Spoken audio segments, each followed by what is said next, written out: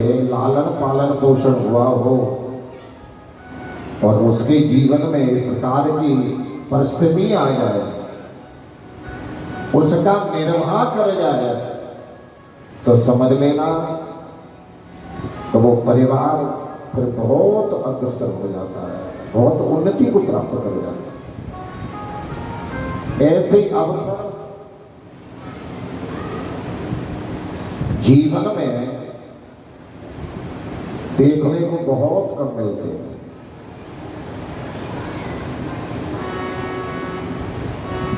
मनु जी ने अपनी पुत्री की ओर देखा तो देवहूति जी ने इसकी भी स्वीकृति दी। तब सब लग्न घड़ी मुहूर्त में इनका विवाह हुआ। बहुत सा सामदाही किया और विदा लेकर के मनु और शत्रुपा रथ में बैठ करके अपनी राजधानी ब्रह्मावर्त चले गए।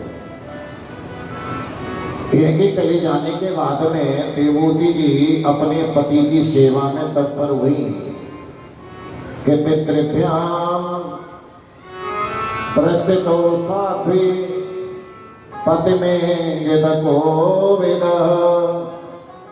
नित्यम परिचरत प्रीत्या भवानी विभम प्रभु। माता पिता के चले जाने के बाद में अपने पति की सेवा में तत्पर हुई। बड़ी निष्ठा से इन्होंने अपने पति की सेवा की है। सेवा में किसी भी प्रकार का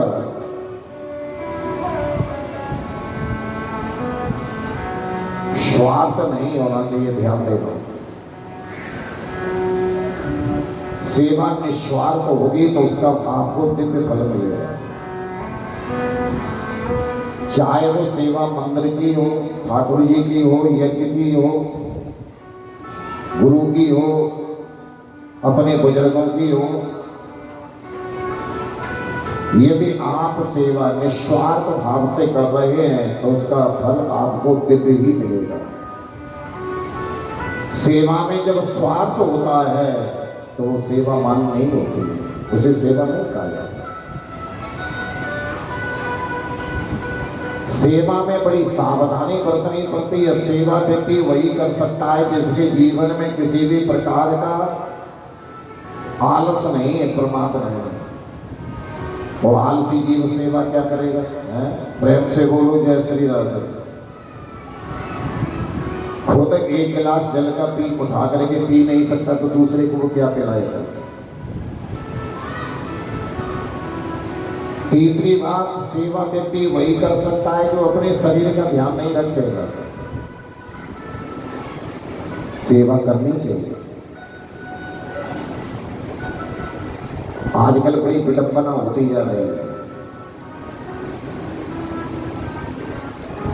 सास ससुर माता पिता की तो हम सेवा करते नहीं है, और मंदिर में आकर के मंगल आरती करते हैं। उदाहरण है ये, कोई ऐसा समझ रहा मत। प्रेम से बोल जय श्री राम। पति के सास ससुर की सेवा तो करते नहीं, पर वृंदावन हर महीने जरूर जाएंगे, गिरिराज जी जरूर जाएंगे।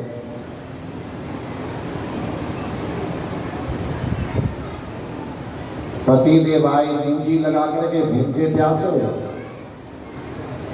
और वो कहने लगी कि मैं तो मंदिर में जाना है। तो काय की सेवा है? मंदिर में जाके क्या मिलेगा? पहला धर्म है माता पिता सास ससुर सभी की सेवा करना।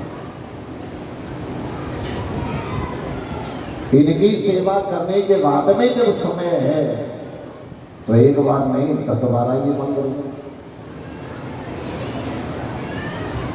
पहले उनकी सेवा।